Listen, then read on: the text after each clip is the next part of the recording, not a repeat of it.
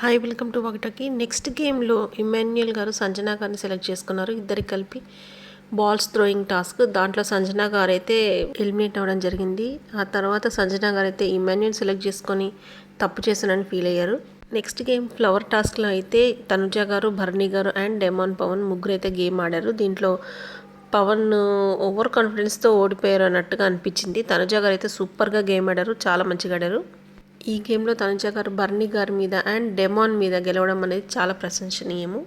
Next గేమ్లో తనుజ గారు సుమన్ శెట్టి గారిని అయితే సెలెక్ట్ చేసుకున్నారు. వీళ్ళిద్దరికీ కలిపి ఒక టాస్క్ అయితే పెట్టారు, వాటర్ ట్యాంక్ టాస్క్.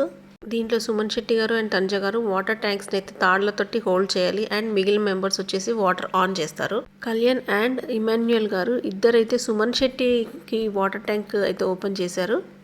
బట్ బర్నీ గారు వచ్చేసి తనుజ వాటర్ ట్యాంక్ ఓపెన్ చేశారు. బర్నీ గారు ఓపెన్ చేయకపోతే తనుజ గారు ఖచ్చితంగా గెలిచారు, బట్ షీ లాస్ట్.